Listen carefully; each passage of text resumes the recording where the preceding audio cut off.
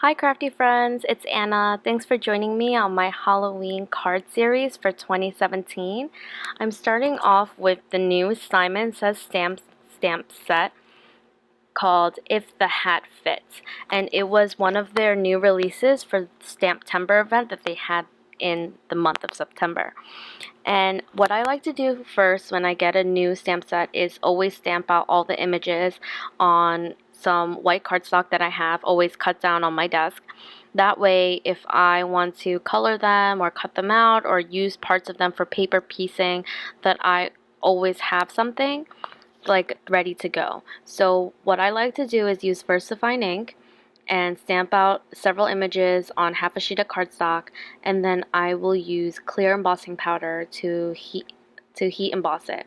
That way, whether I use alcohol markers or if I use colored pencils or watercolor, it doesn't matter what medium I end up using, it will work for all of them. And I like that versatility.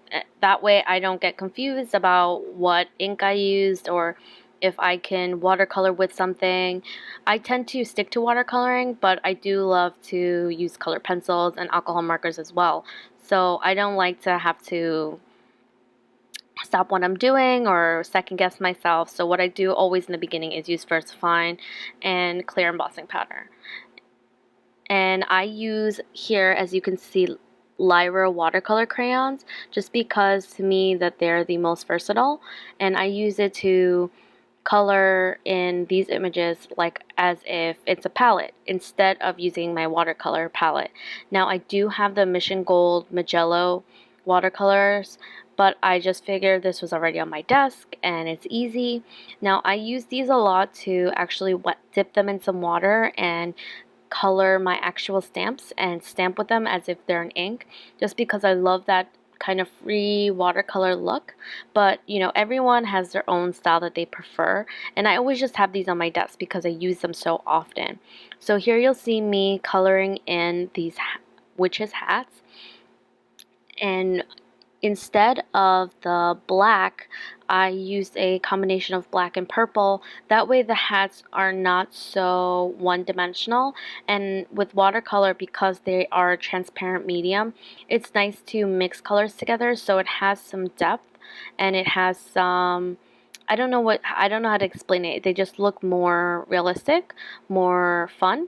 So that's what I ended up doing, is mixing purple, the darkest purple in this set of crayons with the black that's provided, and I colored in all my hats.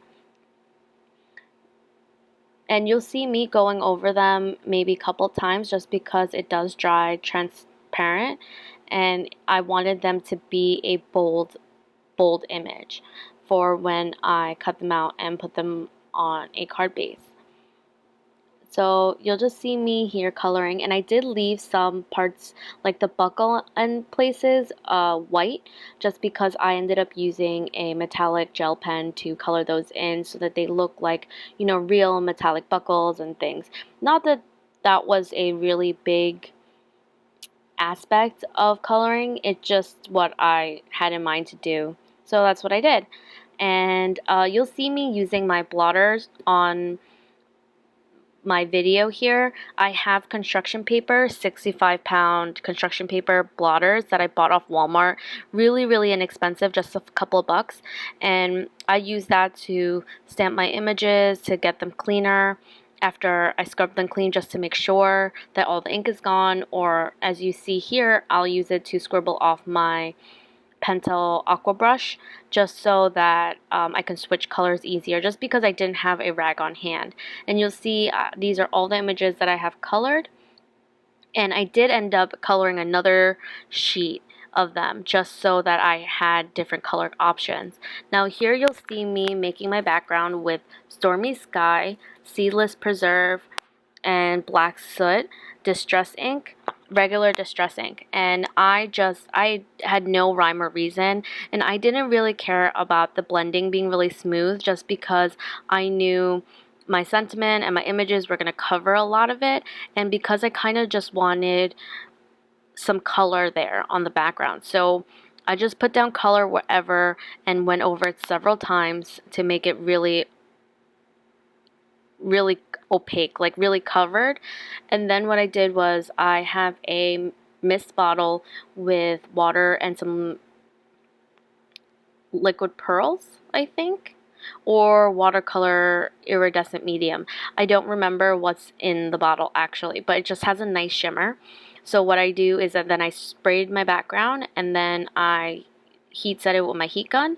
And here you see me using another stamp set by Simonsaysstamp from a previous release called Trick or Treat.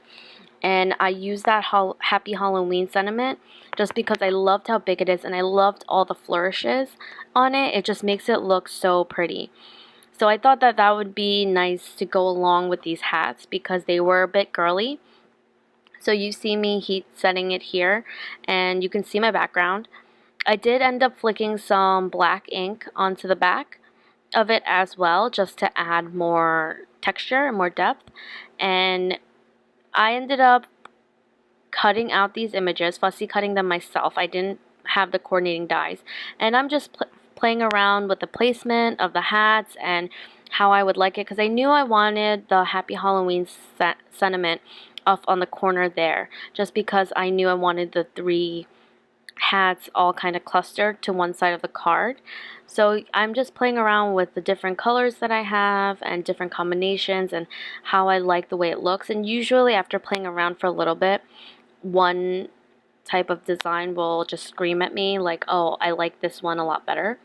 So what I do is I just keep playing around, keep trying different positions, different type of things, and then I added 3M foam tape on the back of all the hats and stuck them down to my colored background.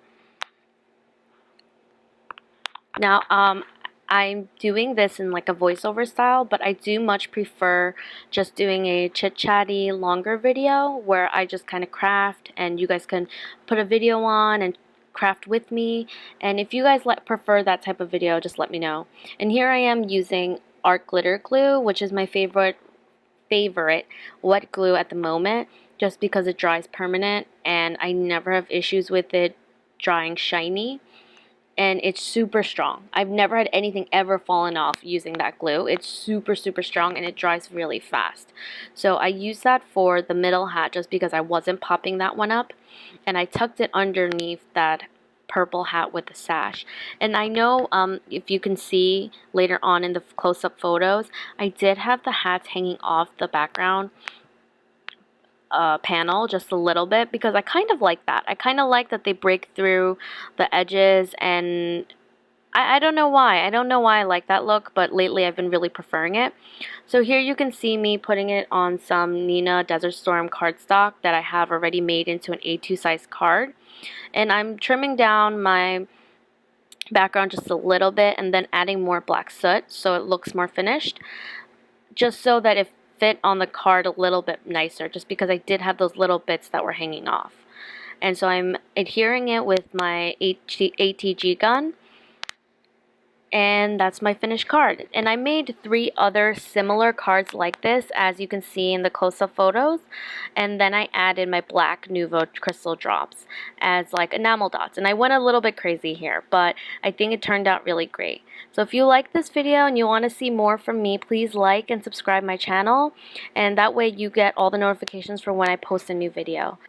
Thanks for watching, and I'll see you guys later.